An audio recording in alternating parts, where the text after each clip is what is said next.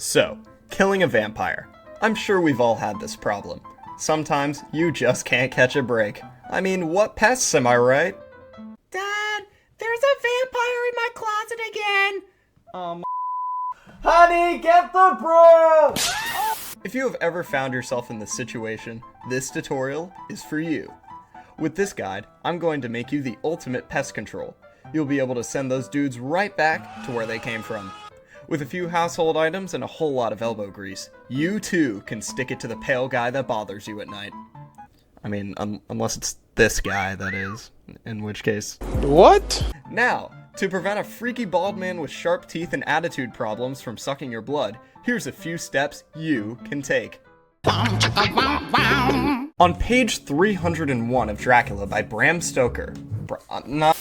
On page 301 of Dracula by Bram Stoker, which I'm using as a reference, seeing as it is basically the vampire Bible, Dr. Seward, one of the main characters in the story, wrote about an encounter the protagonist had with Dracula in the house they were all staying in. Dracula came in and thoroughly messed some things up, and by things, I mean Jonathan, before being scared, outnumbered, and shooed away by Seward and company.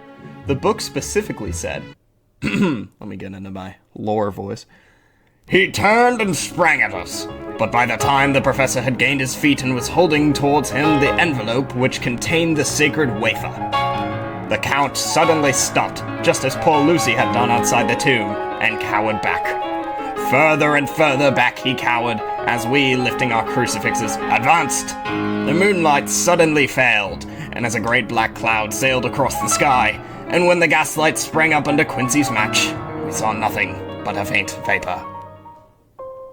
Dracula, the main antagonist of the story, as well as Lucy, who was turned into a vampire earlier on by Dracula, were both frightened by objects associated with Christianity.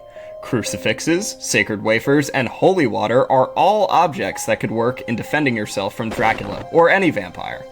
It makes sense, because that haircut should be a sin. Oh, brother, this guy stinks! What? Thank you, folks. I'm here all night. Yes, I know. Hilarious. The best way to protect yourself against a vampire is to be proactive. And by that, I mean it's him or you. I think you understand what I mean.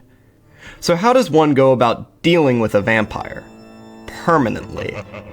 Well, flipping to the final page of Dracula, you can figure out pretty quickly how to put that freaky old man into a funeral home.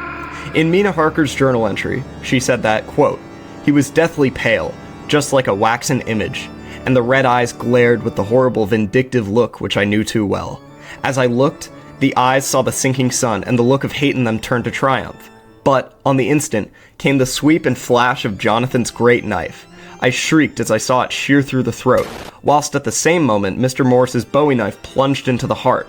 It was like a miracle, but before our very eyes and almost in the drawing of a breath, the whole body crumbled into dust and passed from our sight. End quote. The curse of Dracula was lifted when he had his head cut off, and his heart staked through during the daylight hours. That last part is super important. Dracula started feeling all triumphant because his powers increased during the night, meaning that if they had attacked him then, he might have been able to keep himself going. Good thing Johnny Boy sliced his head off, or he probably would have kept messing stuff up. If you want to go kill a vampire, it has to be in the day, or, you know, it'll just be a massive pain. So, according to the Vampire Gospel, all you need to do is cut off the head, stake through the heart, and stuff every hole with garlic in the day. Seems easy enough to me, but then again, that's because vampires are nothing to me, and I eat them for breakfast. Now that you know how to turn Dracula into a pile of sand, you can live your life sure that you'll never cross paths with these oversized mosquitoes again. I hope you found this tutorial helpful. Leave a like and subscribe, or I will come suck your blood. Happy vampire hunting!